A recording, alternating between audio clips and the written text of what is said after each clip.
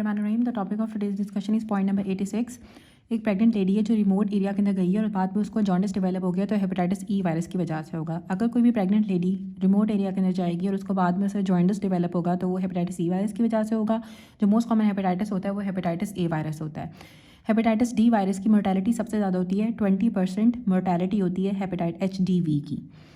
Hepatitis E virus lethal होता है pregnancy के अंदर, लेकिन इसका मतलब ये नहीं कि जब भी प्रेगनेंसी लिखा होगा तो आपने हेपेटाइटिस ई वायरस ही करना है, क्योंकि हेपेटाइटिस ए वायरस सबसे ज़्यादा कॉमन होता है। हेपेटाइटिस ए और ई दोनों ओरल फीकल रूट से स्प्रेड होते हैं, लेकिन ए वायरस आपका ज़्यादा स्प्रेड होता है ओरल फीकल रूट से as compare to E virus. Hepatocellular carcinoma hepatitis B और सी दोनों की वजह से होता है, लेकिन पाकिस्तान के अंदर हेपेटाइटिस सी की वजह से हेपेटोसेलुलर कार्सिनोमा होता है। हेपेटाइटिस बी वायरस पोलियोआर्ट्राइटिस नोडोजा और एप्लास्टिक एनीमिया के साथ एसोसिएटेड होता है, और जो हेपेटाइटिस सी वायरस होता है वो ITP के साथ, हिमोलिटिक ऑटोइम्यून हिमोलिटिक एनीमिया के साथ और नॉन हॉजकिन लिम्फोमा के साथ एसोसिएटेड होता है। जो मोस्ट कॉमन रूट है इन्फेक्शन का वो हेपेटाइटिस बी और सी वायरस का वो कंटेमिनेटेड स्फ्रिंजेस की वजह से होता है, इंजेक्शन जब आप लगाते हो कंटेमिनेटेड नीडल्स के।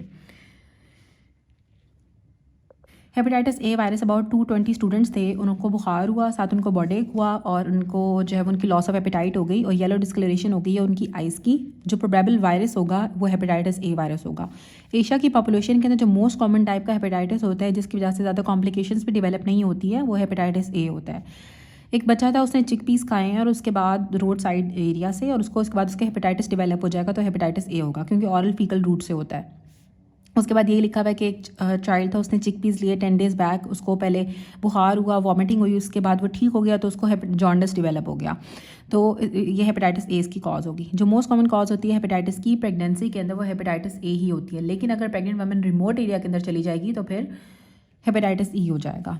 हेपेटाइटिस सी वायरस आपका एक RNA वायरस होता है, और एक पेशेंट है जिसका आपने PCR कराया तो उसका hepatitis C virus RNA positive आया है, लेकिन उसको कोई कॉम्प्लिकेशन भी नहीं है, वैसे वो परफेक्टली नॉर्मल है, तो उस पेशेंट के अंदर हम रिबाविरिन और इंटरफेरॉन स्टार्ट कर देते हैं। एक पेशेंट है जिसको मिलेज है, हीमोग्लोबिन उसका 10 है, TLC काउंट 6800 है, प्लेटलेट उसके 22,11,000 है, और मॉर्फोलॉजी के ऊपर सारे के सेल्स आपके नॉर्मल हैं, और ऑल सेल्स नॉर्मल है। आयरन और जो टोटल आयरन बाइंडिंग कैपेसिटी है उसकी वैल्यूज़ भी नॉर्मल है, लेकिन साथ उसको आयरन स्टेनिंग मिल रही है हमें, तो कॉज क्या होगी? Hepatitis C virus. एक पेशेंट आया जिसको मल्टीपल वॉलेशियस नोड्यूल्स बन गए उसके शिन्स पे, और लेसी नेटवर्क नज़र आ रहे हैं, लेसी बकल लियंस नज़र आ रहे हैं माउथ में। ये condition most likely hepatitis C virus के साथ एसोसिएटेड होती है, इसे हम लाइकन प्लानस कहते हैं। Lichen planus hepatitis C virus के साथ एसोसिएटेड होती है, जिसमें हमें लेसी नेटवर्क नज़र आता है माउथ के अंदर, जिसे हम स्ट्राया कहते हैं, और शिन्स के ऊपर हमें वॉलेशियस नोड्यूल्स नज़र आते हैं।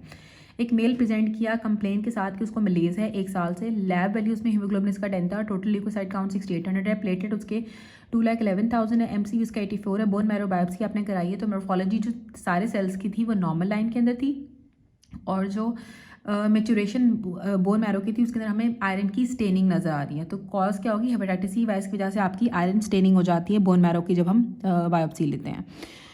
मोस्ट कॉमन कॉज है आपके लिवर सिरोसिस की मेल के अंदर hepatitis C virus. Hepatitis C virus male के अंदर सबसे ज़्यादा जो है वो लिवर सिरोसिस कराता है। हेपेटाइटिस सी वायरस मेल्स के अंदर सबसे ज़्यादा लिवर सिरोसिस कराता है।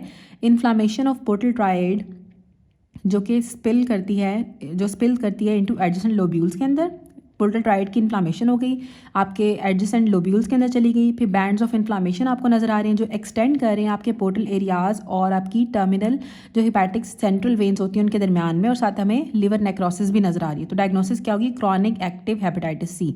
जब आपको बहुत अरसे से क्रॉनिक एक्टिव हेपेटाइटिस सी के अंदर हमें पोर्टल ट्रायड्स की इन्फ्लामेशन हो जाती है, जो कि आपके एडजेसेंट लोब्यूल्स के अंदर जा रही होती हैं, और हमें बैंड्स ऑफ इन्फ्लामेशन नज़र आते हैं जो एक्सटेंड करते हैं आपके पोर्टल एरियाज और टर्मिनल हिपैटिक। जो हेपेटाइटिस बी होता है और जो हेपेटाइटिस डी होता है, जो डेल्टा एंटीजन होता है हेपेटाइटिस डी वायरस का, वो क्रॉनिसिटी को शो करता है। प्रेजेंस ऑफ डेल्टा एंटीजन आपकी क्रॉनिसिटी को शो करता है। कौन सा ऐसा हेपेटाइटिस है जिसकी हाईएस्ट मोर्टेलिटी रेट होता है? हेपेटाइटिस डी का हाईएस्ट मोर्टेलिटी रेट होता है। हेपेटाइटिस डी एक्टिव होता है जब हेपेटाइटिस बी प्रेजेंट हो, वरना ये इनएक्टिव फॉर्म के अंदर ही रहता है। इसको हेपेटाइटिस बी चाहिए होता है एक्टिव होने के लिए। जो मोस्ट कॉमन हेपेटाइटिस है जो सेक्शुअल कॉन्टैक्ट से ट्रांसमिट होता है वो हेपेटाइटिस बी है।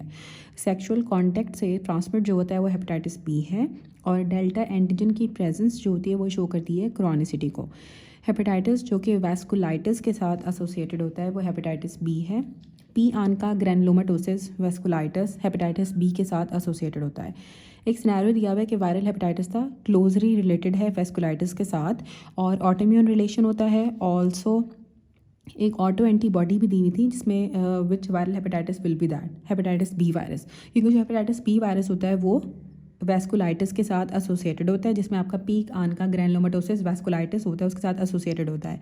इसका ऑटो इम्यून रिलेशन होता है और ये ऑटो एंटीबॉडी भी इस सिनेरियो में दी हुई थी। अब कौन सा ऐसा हेपेटाइटिस है, वायरल हेपेटाइटिस है जो वैस्कुलाइटिस के साथ एसोसिएटेड होगा? Hepatitis B. और हेपेटाइटिस बी ही सेक्शुअल कॉन्टेंट से सबसे ज़्यादा ट्रांसमिट होता है। जो बेस्ट मार्कर है हेपेटाइटिस बी वायरस की मॉनिटरिंग का वो SGPT है। SGPT से हम मॉनिटर कर सकते हैं हेपेटाइटिस बी वायरस को, और जो टेस्ट हम यूज़ करते हैं मॉनिटर करने के लिए हेपेटाइटिस बी वायरस को वो SGPT है। SGPT को हम यूज़ करते हैं हेपेटाइटिस बी वायरस को मॉनिटर करने के लिए।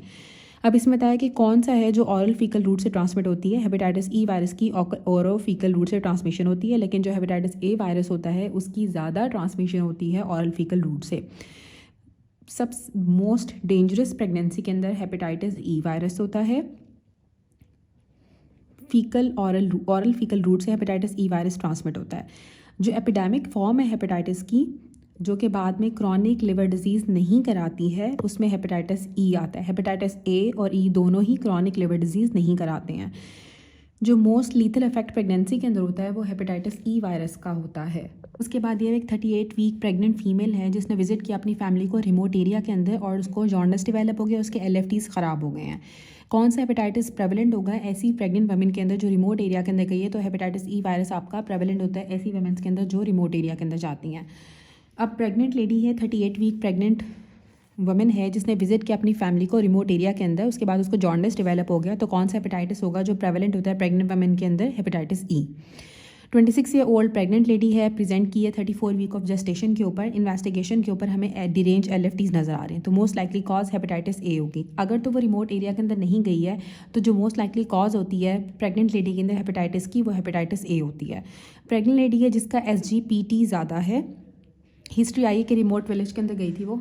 अब यहाँ पे दिया हुआ है कि जो प्रेग्नेंट लेडी है उसका SGPT रेज्ड हुआ हुआ है और हिस्ट्री आ रही है कि रिमोट विलेज के अंदर वो गई है, तो हेपेटाइटिस ई होगा। प्रेग्नेंट पेशेंट है जिसको जॉन्डिस हुआ हुआ है, वो एंशियस है and she read about a virus that is dangerous, और if it occurs in pregnancy the virus could be hepatitis C. अगर कोई भी प्रेग्नेंट पेशेंट है उसको जॉन्डिस हुआ है तो वो एंशियस है एक वायरस के बारे में जो कि डेंजरस होता है प्रेगनेंसी के अंदर। तो कौन सा वायरस डेंजरस होता है प्रेगनेंसी में? हेपेटाइटिस ई वायरस लीथल होता है, मोस्ट लीथल होता है प्रेगनेंसी में।